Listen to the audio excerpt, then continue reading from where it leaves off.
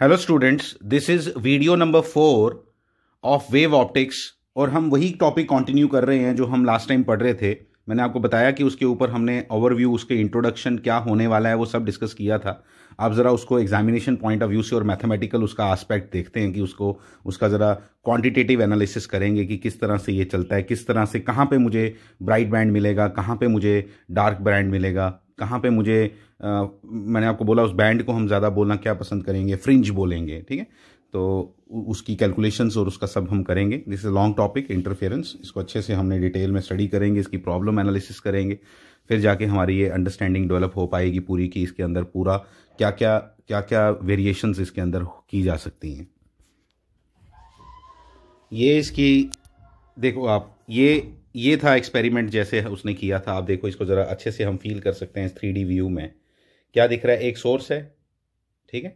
इस सोर्स के बाद इस सोर्स के बाद उसने यहाँ पे एक और उसको दो पार्ट्स में डिवाइड करने के लिए उसको बिल्कुल सिमिलर सोर्सेज बनाने के लिए उसने क्या किया, उसने एक दो स्लिट्स क्रिएट की आगे वाली स्लैब में उसने दो स्लिट्स क्रिएट की। दो स्लिट्स क्रिएट करने के कारण क्या हुआ, अब ये दोनों स्लिट्स भी सोर्सेज की तरह एक्ट करेंगी और बिल्कुल सिमिलर सोर्सेज होंगी ऑब्वियसली। ठीक है, क्योंकि मेन सोर्स जो है उसी के ये दो पार्ट्स हैं, तो ऑब्वियसली इसके अंदर कोई वेरिएशन होने का मतलब ही नहीं बनता है S2 और S1 के बीच में। फिर हमने जब ऑब्जर्व किया इसको, आप देखो किस तरह अच्छे से डायग्राम बनाई है। ठीक है, कि इसमें जो आगे स्क्रीन है, स्क्रीन के ऊपर देखो किस तरह से, जो मैं आपसे कल से बात कर रहा था, इस तरह से आपको दिखेगा क्या, सेंट्रल ब्राइट फ्रिंज। मैंने सेंटर में बताया था आपको कि ब्राइट फ्रिंज क्यों बनेगी, क्योंकि पाथ डिफरेंस ही नहीं होगा। पाथ डिफरेंस नहीं होगा तो फेज डिफरेंस जीरो होगा, फेज डिफरेंस जीरो होगा तो कंस्ट्रक्टिव इंटरफेरेंस होगी, इसलिए सेंट्रल ब्राइट फ्रिंज लिखा है। फिर उसके बाद देखने वाली बात है, जो इसने पिंक कलर के बनाए हैं ना, वो आपका क्या है, वो आपके ब्राइट फ्रिंजेस हैं, ब्राइट बैंड्स हैं, और जो आपका इसने ब्लैक कलर से बनाया वो इसका डार्क फ्रिंज है। ठीक है, फर्स्ट डार्क फ्रिंज इस तरह से करके ये बनाया है। सेंटर में आपने जब भी बनाना है तो आपने सेंटर से बनाना है, आपने एक बात समझनी है। ठीक है, आपने सेंटर से बनाया, सेंटर से जब बनाया तो सेंटर में क्या बनेगी, सेंट्रल ब्राइट फ्रिंज बनेगी। फिर फर्स्ट डार्क इस तरफ भी बनेगी, फर्स्ट डार्क दूसरी तरफ भी बनेगी, दोनों तरफ बनेगी। इसने एक ही तरफ लिखा है फर्स्ट डार्क फ्रिंज, लेकिन बनेगी दोनों तरफ। ठीक है, और फिर ब्राइट बनेगी, फिर इस तरह से बनेगी। अब इसने थोड़ा सा नॉमेनक्लेचर भी यहां पे हमें समझाया है कि सोर्सेज अब आपने S को नहीं बोलना है, सोर्स अब आपका S1 और S2 है। तो सोर्सेज और स्क्रीन के बीच का डिफरेंस, स्लिट्स और स्क्रीन के बीच का डिफरेंस कितना है, D। कितना गैप है दोनों के बीच में, D। ठीक, कैपिटल D। दोनों स्लिट्स के बीच का गैप कितना है, दैट इज स्मॉल d। ठीक है, और दो डार्क फ्रिंजेस हों या दो ब्राइट फ्रिंजेस हों, उन दोनों के बीच का गैप कितना है, बीटा। ठीक है, तो ये कैलकुलेशन सब आगे आने वाली हैं, अभी शायद इस वीडियो के अंदर नहीं वो कवर हो पाएंगी, लेकिन हम लोग पहले अपने इंटरफेरेंस का कंप्लीट करें जो हम पढ़ रहे थे। मैं आपको दोबारा उसके बारे में बताना चाहता हूं। इस तरह से अगर आएगा, अब आप इसको एक और डायग्राम अंडरस्टैंड करोगे जिसमें हम समझ सकते हैं इसको और बेटर तरीके से। देखो, ये आपका सोर्स S था, उस सोर्स S से ये क्या निकल रही हैं, वेव्स। ये वेव फ्रंट्स है ना, आपको मैंने वेव फ्रंट्स के बारे में बताया था कि ये एक वेव नहीं है जो आपको ये नजर आ रहा है, this is not a single wave, this is not a single wave. ये सिंगल वेव नहीं है, ये एक वेव नहीं है, ये सारे के सारे आपके क्या हैं, क्रेस्ट है। ये आपके ट्रफ्स हैं। ठीक है, मतलब वेव एक वेव नहीं है, पहले बात समझना है, एक वेव नहीं है, यहां से बहुत सी वेव्स निकल रही हैं, ऐसे करके बहुत सी वेव्स निकल रही हैं, 1 2 3 इन्फिनाइट वेव्स निकल रही हैं। तो सारों के क्रेस्ट को देखो ऐसे निकल, ये ऐसे मैं बना के देता हूं आपको। ये बना क्या रहा है ये वो आपको समझाता हूं मैं। अब कई बार घबरा जाते हैं स्टूडेंट, याद नहीं करना होता चीज़ों को, सिर्फ यही डायग्राम नहीं बना के रख देनी होती, बात को अंडरस्टैंड करना है कि भाई वेव्स के बारे में बात कर रहे थे, फिर ये क्या है। तो ये मैंने आपको पहले भी लेक्चर दिया था इस बात में। ठीक है, ये आगे आपकी वेव सारी निकल रही है ना, इन सारों के जब हम क्रेस्ट को ज्वाइन करेंगे, सारों के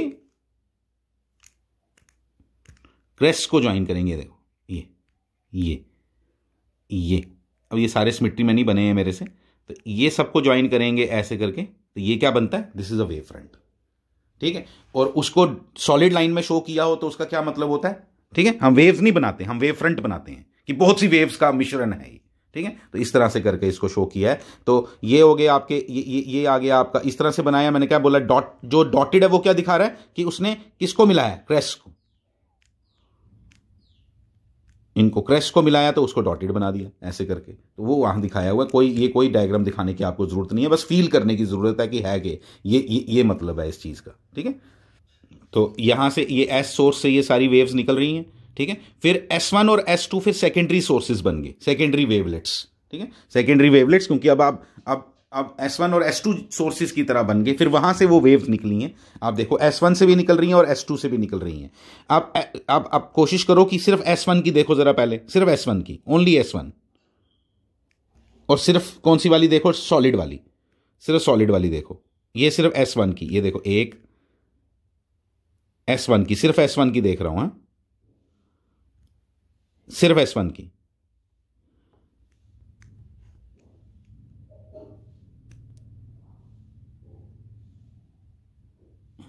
ये सिर्फ S1 की है, देखिए आपको।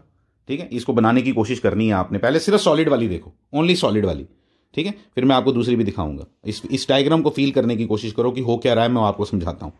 ठीक है, ये सारी सॉलिड वाली बनाई, सॉलिड वाली बनाने के बाद अब सॉलिड वाली नहीं, सॉलिड वाली भी बनाई और S1 की बनाई। अब मैं S2 की बना रहा हूं।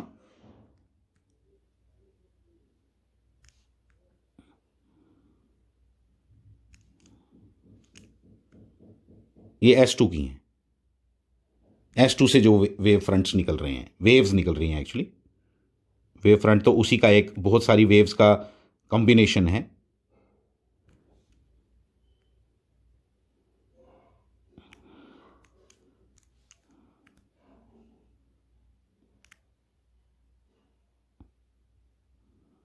ये देखो मैंने इतनी बनाई। अब आप एक चीज का नोट करोगे, ये आपके जो इंटरसेक्शन पॉइंट्स हैं ना, जहां जहां पे ये दोनों मिल रहे हैं, ये दोनों वेव्स आपस में इंटरफेयर कर रही हैं, क्लियर कट नजर आ रहा है आपको, क्लियर नजर आ रहा है। ठीक है, अब ये आगे बढ़ती जा रही है, अभी स्क्रीन के साथ इन्होंने टकराना है। अब जब स्क्रीन के साथ टकराना है ना, तब इंटरेस्टिंग पार्ट क्या दिखाई दे रहा है हमें, क्या दिखाई दे रहा है, ये सारे के सारे पॉइंट्स कौन से वाले, कौन से वाले, ये जो ये ये ये ये सारे के सारे एक ही लाइन में ये। और जब अभी मैं इसके आगे बनाए नहीं ना, जब इसके आगे भी बनाते जाएंगे तो ये सब जब टकराएंगे ना, किसके साथ टकराएंगे, P2 के साथ, तो ब्राइट बनेगी। ब्राइट बनेगी क्यों, क्योंकि क्या टकरा रहे हैं, क्या मिल रहे हैं आपस में, कल भी आपको बताया क्या मिल रहे हैं, क्या मिल रहे हैं, दोनों के ट्रफ्स मिल रहे हैं और दोनों के क्रेस्ट मिल रहे हैं, क्रेस्ट भी मिल रहे हैं। वो मैंने अभी बनाए नहीं, यहां पे क्रेस्ट भी देखो, ये देखो, अगर आप इधर देख पाओ तो ये देखो, मैंने एक बनाया, यहां क्रेस्ट भी मिल रहे हैं। आपको मालूम है, जब आपकी ये देखो यहां बनाई भी है इसने, ये देखो, ये ब्राइट फ्रिंज कब मिलती है, जब दो वेव्स के आपस में ऐसा मिश्रण होता है कि दोनों के ट्रफ्स भी मिलते हैं और दोनों के क्रेस्ट भी मिलते हैं। तो ये जब ट्रफ और कस्ट मिलता है, ये इस तरह से ऐसा मिलता है, तो आपका क्या होता है, डिस्ट्रक्टिव इंटरफेरेंस होता है। तो ये जो पॉइंट्स हैं सारे, वहां पे क्या हो रही है, ये सारे पॉइंट्स पे क्या हो रही है, कंस्ट्रक्टिव इंटरफेरेंस। और ये यहां तक तो हमें कंस्ट्रक्टिव इंटरफेरेंस नजर आ नहीं रही, ये तो बस हो रही है, लेकिन हमने स्क्रीन लगा दी आगे, जैसे ही यहां टकराया तो हमें ब्राइट फ्रिंज नजर आई, क्योंकि कंस्ट्रक्टिव इंटरफेरेंस है। ये समझने वाली बात है यहां पे। ठीक है, तो ये यहां पे इसको अच्छे से अंडरस्टैंड करो जो मैंने बताया।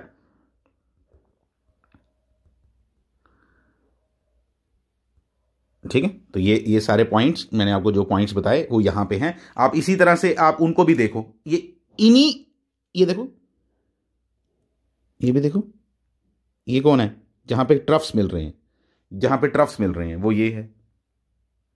यहां पे देखो, एक जगह नहीं है, ये सिर्फ P नहीं है, आप इसको देखो, O को देखो, O जगह पे ये देखो क्या है यहां, ये देखो, ये देखो, ये तो मैंने बनाए ना, एक आपके बीच वाले जो मैंने नहीं बनाए डॉटेड वाले, वो ट्रफ्स वाले, क्रेस्ट वाले भी, जहां क्रेस्ट वाले मिलेंगे वहीं, मतलब उसी लाइन में आपके ट्रफ्स वाले भी मिलेंगे। अब वो लाइनें बनाओ जहां पे क्या मिल रहे हैं। ठीक है, अब मैं बनाता हूं, अब मैं उन पॉइंट्स को मार्क करने लगा हूं, आप ध्यान देना, अभी मैंने आपको दिखा दिया क्या, अब मैं उन पॉइंट्स को मार्क करने लगा हूं। आप देखो P1 जो लाइन बनाई है ना, उस पर क्या हो रहा है, इस पॉइंट पे कौन मिल रहा है, क्रेस्टोट्रफ, क्रेस्टोट्रफ, क्रेस्ट्रफ, क्रेस्ट्रफ, क्रेस्ट्रफ, क्रेस्ट्रफ, क्रेस्ट्रफ, क्रेस्ट्रफ, और अल्टीमेटली जब यहां तक तो हमें कुछ पता चल नहीं रहा, यहां मिल रहा है, जब स्क्रीन लगाई तो इसलिए हम देख पाए उसको, देखने ऐसे कोई नहीं देख पाएगा उसको। जब स्क्रीन लगाई तो वहां क्या दिखा कि यार यहां तो डिस्ट्रक्टिव इंटरफेरेंस हुई है, यहां पे तो हमें डार्क बैंड नजर आया। Darkness means no light, darkness means no light और मिनिमम लाइट। मिनिमम इसलिए बोल रहा हूं कि अगर ये S1 S2 जिसे अब आपने किए हैं तो ये बिल्कुल सेम एम्पलीट्यूड होगा इन दोनों वेव्स का, तो सेम एम्पलीट्यूड होगा तो A1 माइनस A2 जब होगा डिस्ट्रक्टिव इंटरफेरेंस में, तो A1 माइनस A2 का आंसर क्या आएगा? 0, क्योंकि A1 A2 बराबर हैं। ठीक है, तो यहाँ पे ये सारी कहानी आप देख सकते हो, बड़ी अच्छी इंटरेस्टिंग ये डायग्राम है। ठीक है, बन जाए तो बहुत बढ़िया है, आप कोशिश करो इसको बनाने की। थोड़ी सी टफ आती है, बनाने में लगती है, लेकिन अगर आप इसको कंपास वगैरह लेके बैठो और अच्छे से ये सारी बना सको तो, लेकिन आई डोंट एक्सपेक्ट कि आप लोग जिससे बनेगी अच्छे से, जो बना पाएगा वो बनाए। ठीक है, अच्छे से बनाए, फील करें। कभी इस पे क्वेश्चन आए तो आप ये डायग्राम दिखा भी सकते हो उधर एग्जामिनर को, लेकिन उसके लिए थोड़ी प्रैक्टिस चाहिए। ठीक है, लेकिन कोई कंपल्शन नहीं है कि आपको बनानी है। अगला हेडिंग डाल लो आप लोग, conditions for constructive and destructive interference. Conditions for constructive and destructive interference. Conditions for constructive and destructive, अगर आपको याद हो, थोड़ा सा रिवीजन आपकी दोबारा बताऊंगा। ये डायग्राम इसमें आपके दिमाग में बैठ जानी चाहिए कि आपका एक सोर्स था, आपने उस सोर्स से 2 सोर्स और क्रिएट कर दिए, इसलिए कि आपको बिल्कुल 2 सिमिलर सोर्स चाहिए थे, 2 कोहेरेंट सोर्सेज चाहिए थे। मैं कोहेरेंट पे आऊंगा बाद में।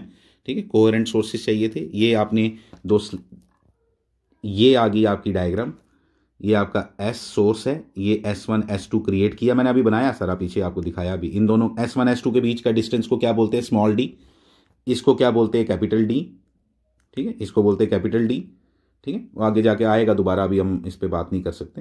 ठीक है, और अभी हम जो डिस्कस कर रहे हैं कि इस पर्टिकुलर पॉइंट पे कंस्ट्रक्टिव इंटरफेरेंस होगा या डिस्ट्रक्टिव इंटरफेरेंस होगा, किसी भी पॉइंट पे। मैंने एक रैंडम पॉइंट लिया अपनी स्क्रीन के ऊपर और आपसे पूछा कि बताओ यार यहाँ पे कंस्ट्रक्टिव इंटरफेरेंस होगा या डिस्ट्रक्टिव इंटरफेरेंस होगा, और मुझे कंडीशन बताओ कि क्या होगा और कैसे पता चलेगा। उसके लिए कल हमने बात की थी कि हमारे पास यहाँ 2 वेव्स यहाँ से निकलती हैं, इधर से। ठीक है, इधर से 2 वेव्स निकलती हैं। मैंने आपको सारा समझाया था कि दोनों के पाथ डिफरेंस के कारण फेज डिफरेंस क्रिएट होता है, और वो उसका फॉर्मूला कल हमने देखा था। Del phi is equal to क्या था? के। ठीक है, के डेल एक्स। डेल एक्स क्या हो गया? Path difference. कल आपको पूरा क्लियर किया था, कल की वीडियो आपको देखनी पड़ेगी इसके लिए।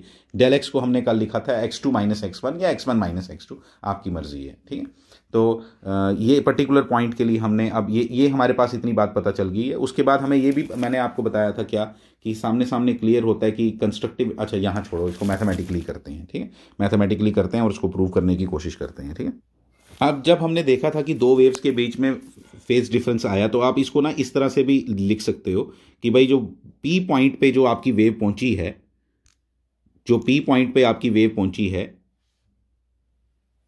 ठीक है, जो P पॉइंट पे आपकी वेव पहुंची है, उसकी इक्वेशन ये बनी। मतलब उसने जो वहां पे जो डिस्प्लेसमेंट क्रिएट करवाई P पॉइंट पे, ठीक है, दैट इज y1 p लिखा था मैंने कल, उसको y1 p लिख सकते हो आप। ठीक है, y1 वेव के कारण P पॉइंट पे जो डिस्प्लेसमेंट क्रिएट हुई, लिखा नहीं है कहीं पे भी बुक्स ने, इसलिए मैं भी P काट रहा हूं। ठीक है, लेकिन मतलब समझना इस बात का। तो y1 इज इक्वल टू हमने क्या माना?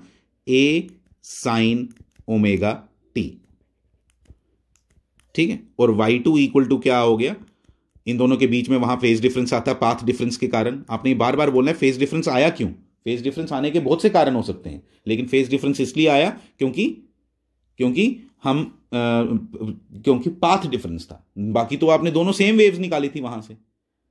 अगर उन्होंने डिस्टेंस ट्रेवल सेम करना होता दोनों वेव्स ने, तो वो कंस्ट्रक्टिव इंटरफेरेंस करती 100% हर जगह। लेकिन उन्होंने सेम डिस्टेंस ट्रेवल नहीं करना है। उनके पाथ में डिफरेंस है, मतलब मीटर्स में डिफरेंस है, उनके डिस्टेंस में डिफरेंस है, पाथ डिफरेंस बोलते हैं उसको हम। उसके कारण वहां पे फेज डिफरेंस क्रिएट हुआ, उसके बारे में हम बात कर चुके हैं, वो इंपॉर्टेंट बात है। अब यहां हम ये देख रहे हैं सिर्फ कि भाई इंपॉर्टेंट ये है, अभी कंडीशन कैसे क्रिएट करें। उसके लिए हमने क्या किया, हमने ये 2 वेव्स ले ली इस तरह से। हमने बोला कि ये जो 2 डिस्प्लेसमेंट्स हैं, इसके बीच में साइन वेव्स, इन दोनों के बीच में फेज डिफरेंस कितना है? फाई। ये वही डेल फाई है, ये वही डेल फाई है। अब इन 2 का डेल फाई कितना हुआ? फाई। इन दोनों के बीच का फेज डिफरेंस कितना हुआ? फाई। ये फेज डिफरेंस क्रिएट किसकी वजह से हुआ? लेटर ऑन हम देखेंगे कि ये जो फाई आपने यहां लिखा वो किसके बराबर है? के डेल एक्स के। के क्या होता है? Wave number 1 upon lambda, 2 pi upon lambda, sorry 2 pi upon angular wave number भी बोलते हैं इसको, एंगुलर वेव नंबर भी बोलते हैं। 1 upon lambda is wave number, two pi upon lambda is angular wave number, ठीक है। तो वो अभी छोड़ो, उसकी अभी जरूरत नहीं है, अभी उसको नहीं हम ले रहे, वो एंड में आएगा इस डेरिवेशन के। अभी सिर्फ इस बात को समझना है आपने कि ये वही डेल फाई है, इसको हमने समझा। फिर अब कंस्ट्रक्टिव इंटरफेरेंस डिस्ट्रक्टिव इंटरफेरेंस की बात तो हम बाद में करेंगे। पहली बात तो ये करो कि जब हम इन दोनों को ऐड करेंगे, ठीक है, हम लिखेंगे y super using the principle of superposition, ठीक है। जब ये दो दो वहां पे डिस्प्लेसमेंट हुई तो वाई जो नेट डिस्प्लेसमेंट वहां पे क्रिएट होगी, जो वाई नेट वहां क्रिएट होगा वो किसके बराबर होगा, y1 प्लस y2 के होगा, ठीक है। Y net is equal to क्या होगा, y1 प्लस y2 होगा। जब तुम इसको ऐड करने लगोगे तो तुम वहां दिखा सकते हो इस तरह से कि हमने इन दोनों को ऐड करने के लिए क्या किया, आपको मैंने सिखाया था, ठीक है। आपको सिखाया था क्या कि ये देखो, आप इनको डायरेक्ट मैथमेटिकली भी ऐड कर सकते हो, वैसे भी कर सकते हो, और आप इस तरह से भी दिखा सकते हो कि आपकी एक ये आ गई साइन की रिप्रेजेंटेशन। आपको मालूम है साइन कर्व की रिप्रेजेंटेशन आप किससे दे सकते हो, एक फेजर से। ये इसको आपने क्या रखा हुआ है, इसके साथ कोई शिफ्टेड नहीं है, इसलिए मैंने उसको वहां बनाया। दूसरे का एंगल फाई है तो इसलिए यहां बना, ठीक है, यहां बना। अब इन दोनों को मुझे अगर ऐड करना हो, ये ए है, दोनों को ए लिया है, नहीं A1 A2 लिया है, तो इसको A1 A2 लिखो, इसको A1 A2 लिखो, ये A1 हो गया, ये A2 हो गया, ठीक है। और इन दोनों का सम जो आता है वो पैरेललोग्राम लॉ से निकल जाता है, आप डायरेक्ट लिख सकते हो सब कुछ ये अच्छे से, ठीक है। तो ये इन दोनों का जो सम आएगा, यहाँ इन दोनों को सम आएगा, ये आ गया आपका, क्या आ गया, ए नेट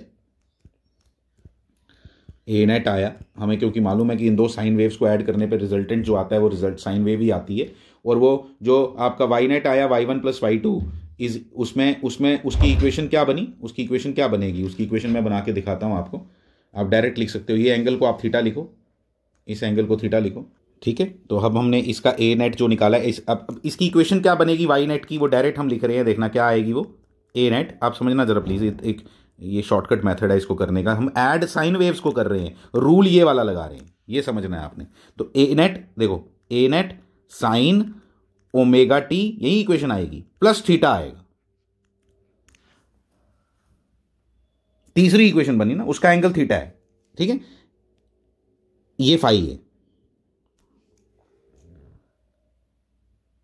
ठीक है, ये समझना है। इन दोनों के बीच का फेज डिफरेंस फाई है।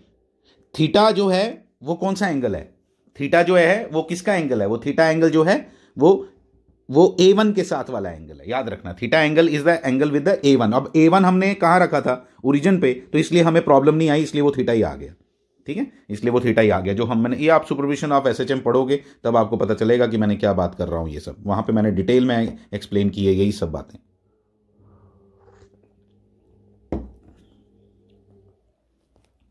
अब कहानी है सारी ए नेट की। अब देखो जरा, अब देखोगे आप, ए नेट किसके बराबर होता है, पैरेललोग्राम लॉ लगाना पड़ता है उधर, ठीक है। तो ए नेट किसके बराबर होता है, कोई याद नहीं करने की जरूरत है। A net is equal to क्या होता है, under root of A1 square plus A2 square plus 2A1 A2 cos phi, बिल्कुल होता है, ये ए नेट के बराबर होता है। और थीटा किसकी, ज्यादा थीटा का काम नहीं है, बट थीटा भी लिख लो। थीटा इज इक्वल टू क्या होता है, tan इनवर्स ऑफ, किसके साथ एंगल बनाया आपने, A2 के साथ, A1 के साथ, तो A2 sine phi upon A1 plus A2 cos phi. सारा अगर आप एक बार पैरेललोग्राम लॉ देखो ना, आपको सब याद आ जाएगा ये, ठीक है। ये फॉर्मूला है किसका, थीटा का, ठीक। लेकिन अभी थीटा का कोई खास रोल नहीं है, क्योंकि हम ब्राइट फ्रिंज और डॉट फ्रिंज के बारे में बात करने वाले हैं। कंस्ट्रक्टिव इंटरफेरेंस और डिस्ट्रक्ट एक ही बात है। डार्क फ्रिंज कहां बनेगी, जहां डिस्ट्रक्टिव इंटरफेरेंस होगा।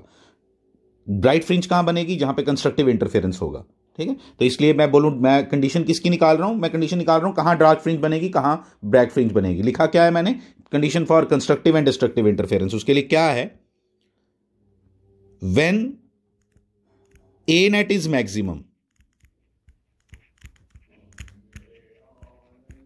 तो क्या बनेगा, कंस्ट्रक्टिव इंटरफेरेंस होगी। This is a condition of constructive interference. When A net is minimum, ये डिस्ट्रक्टिव इंटरफेरेंस होगी। सो फॉर कंस्ट्रक्टिव इंटरफेरेंस, एक और बात पता चल गई, for constructive interference phi is equal to, sorry, cos phi should be maximum, क्योंकि A1 A2 तो आपके कंट्रोल में है ही नहीं। A1 A2 कैसे आपके कंट्रोल में? A1 A2 तो आपने जैसा सोर्स लगाया होगा वैसा है, वो कोई पोजीशन चेंज होने से थोड़ा चेंज होगा, फाई चेंज होगा, फाई चेंज होगा। तो फाई, तो for constructive interference cos phi should be equal to 1, means phi is equal to, याद रखोगे आप, याद रखोगे, ये चीज याद रखोगे। मुझे मालूम है आप में से बहुतों को नहीं आती होगी, खासतौर पे जिनका मैथमेटिक्स नहीं है उनको बिल्कुल नहीं आती होगी, इसलिए याद रखना है कि कॉस फाई की वैल्यू 1 कब होती है? सिर्फ 0 पे नहीं, 2 पाई पे भी 1 होती है, 4 पाई पे भी 1 होती है। इसलिए हम क्या लिखते हैं? 2n पाई, 2n पाई। सबसे इंपॉर्टेंट बात इसके अंदर यही थी। ये वही फेज डिफरेंस है दोनों के बीच का जो क्रिएट हुआ पाथ डिफरेंस के कारण। प्लीज जरा समझना इन बातों को, ठीक है? For destructive interference, for destructive interference cos phi should be equal to -1, minimum value -1। तो -1, तो फाई इक्वल टू -1 कहां वैल्यू होती है? आपको पाई याद होगी, बहुतों को याद होगा cos 180 डिग्री -1 होता है, लेकिन सिर्फ पाई पे -1 नहीं होता है, 3 पाई पे भी -1 होता है, 5 पाई पे भी -1 होता है। तो इसलिए आप लिखोगे 2n+1, ये होता है odd multiple of pi. Odd multiple of pi बोलो इसको, इवन मल्टीपल ऑफ पाई बोलो इसको, ऑड मल्टीपल ऑफ पाई बोलो। और इन दोनों के लिए n is varying from 0 to 0 onward, 0 1 2, n is equal to, लिख लो यहां पे, n इज इक्वल टू क्या है? 0 1 2 3 डैश डैश डैश। ये कंडीशंस बना लिया आपने, ठीक है? आपने फाई की लैंग्वेज में भी कंडीशंस लिखी, लेकिन हम लिखना पसंद करेंगे ज्यादा किसकी लैंग्वेज में? हम किसकी लैंग्वेज में? अभी आपको फाई की लैंग्वेज में पता चल गया कि कंस्ट्रक्टिव इंटरफेरेंस कहां होगा, डिस्ट्रक्टिव इंटरफेरेंस कहां होगा, लेकिन अब आपने किसकी लैंग्वेज में लिखना पसंद करोगे? मैंने क्या बोला आपको? क्या आप लिखना पसंद करोगे? पाथ डिफरेंस की लैंग्वेज में। अभी आपने फेज डिफरेंस की लैंग्वेज में, अगर दो वेव्स के बीच में इतना फेज डिफरेंस हुआ तो ऐसा होगा। अब हम बोलेंगे दो वेव्स के बीच का पाथ डिफरेंस इतना हुआ, क्योंकि phase difference here is created due to path difference. अब एक और बात करते हैं, ए नेट के बारे में बात करते हैं। ऐसे लिखता हूं मैं इसको, ऐसे लिखता हूं, ध्यान देना। For constructive interference A net किसके बराबर आएगा? ए नेट इक्वल टू आएगा, ए नेट इक्वल टू आएगा A1 + A2। चेक कर लो, मैं बताता हूं। अंडर रूट ऑफ 1 डाल दो cos फाई की वैल्यू, तो A1 का स्क्वायर प्लस A2 का स्क्वायर प्लस 2A1 A2, बस cos फाई 1 है तो किसके बराबर? ये क्या होता है? A1 + A2 का होल स्क्वायर होता है, तो कट गया रूट, तो क्या बना? A1 + A2। अब डिस्ट्रक्टिव इंटरफेरेंस के लिए लिखो, इधर कर दो DI, इधर कर दो माइनस, क्योंकि cos फाई माइनस था तो यहां पे आ जाएगा minus. Destructive interference A1 - I2 आएगा। अब एक और बात आपको बतानी है, बेसिकली ये एम्पलीट्यूड है ना, तो अल्टीमेटली ये जितना ज्यादा एम्पलीट्यूड होगा, जो आपका ए नेट जितना ज्यादा होगा, उतना आपको ब्राइट स्पॉट्स दिखते हैं, यानी कि एनर्जी वहां ज्यादा होती है। हमने रीडिस्ट्रीब्यूशन ऑफ एनर्जी लिखा था, आपको क्या बोला था? Redistribution of energy. एनर्जीज तो उधर ही हैं, दोनों सोर्सेज की एनर्जीज उधर ही हैं, लेकिन रीडिस्ट्रीब्यूट कर गई। कहीं पे ज्यादा होगी, कहीं पे कम हो गई, कहीं पे ज्यादा होगी, कहीं पे बहुत ज्यादा होगी, कहीं पे बहुत कम हो गई, ऐसा हुआ। पहले इक्वल था सर जगह, जब अकेले थे दोनों तो इक्वल जैसे एक जैसा काम करते थे, लेकिन जब दोनों मिक्स हुए तो कहीं जगह कहीं पे एनर्जी को उन्होंने ज्यादा। अब एनर्जी की बात हम इंटेंसिटी की लैंग्वेज में करते हैं, और ये बात आपने याद रखनी है इतनी छोटी सी, क्या कि आई जो है ना वो डायरेक्टली प्रोपोर्शनल टू A² होता है। I is directly proportional to क्या होता है? A² होता है, यानी कि आई इज इक्वल टू क्या होता है? KA² होता है। तो A² इक्वल टू क्या हो गया? I/K हो गया। ये रिलेशन आपने छोटा सा याद रखना है। अभी ये जो मैंने लिखा अभी रिलेशन, इसको देखो जरा, इसको देखो क्या किया मैंने। ए को अब आई की लैंग्वेज में लिखना हम कई बार पसंद करते हैं। एक ए की लैंग्वेज में भी पूछा जा सकता है, आई की लैंग्वेज में भी। आपको जब डेरिवेशन आएगी आपने दोनों लैंग्वेजेस में करना है। तो पहले ए नेट मैंने निकाल के दिया था, अब उसी को मैंने कन्वर्ट कर लिया। अभी मैंने लिख के दिया था रिलेशन, उसके बेसिस पे के कैंसिल हो गई यहां से। आई नेट किसके बराबर आ गया? ये नोट कर लो। आई नेट इज इक्वल टू क्या आ गया? I1 + I2 + 2 √I1 √I2 cos phi. अगर इंटेंसिटी की लैंग्वेज में लिखना है, इंटेंसिटी से आपको ज्यादा बात पता, एम्पलीट्यूड से, एम्पलीट्यूड तो होगी वेव की नेचर। अल्टीमेटली मुझे उस वेव ने क्या दिखाया, वो तो इंटेंसिटी दिखाई ना। तो उस इंटेंसिटी की लैंग्वेज में अगर बात करें तो आई नेट मुझे कितना दिखाई देता है किसी भी पॉइंट पे, that is equal to this.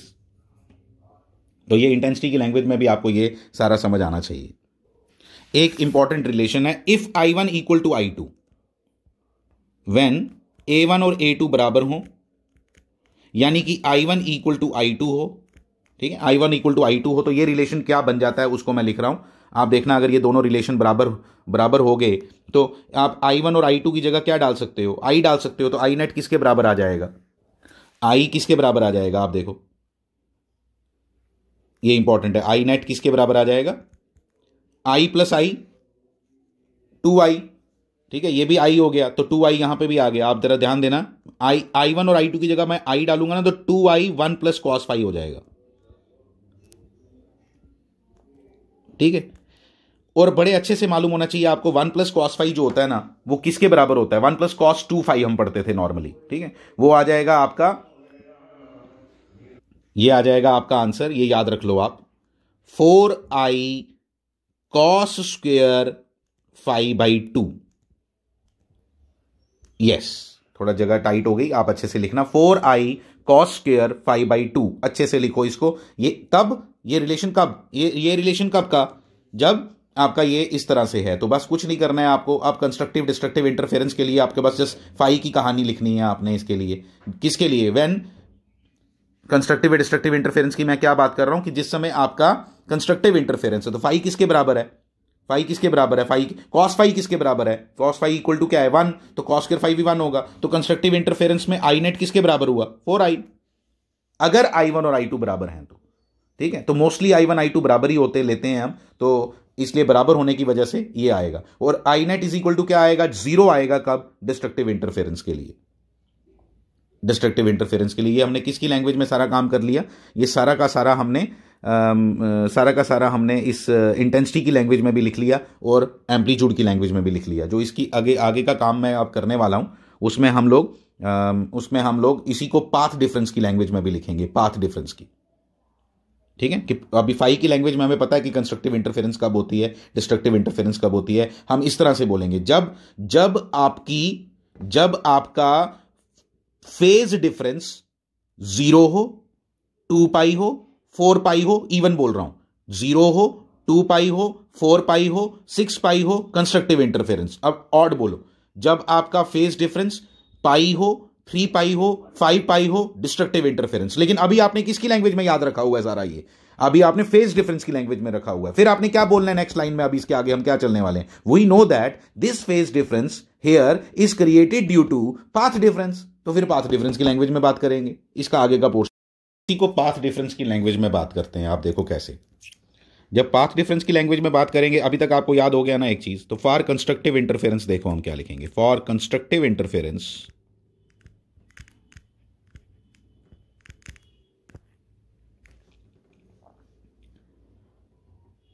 Phi किसके बराबर निकाला, ये वही डेल फाई है, फेज डिफरेंस। ठीक है, वो हमने क्योंकि हमने 2 वेव्स ऐसी ली थी जिसके अंदर फेज डिफरेंस हमने फाई रखा था, लेकिन एक्चुअली क्या है इसका, डेल फाई।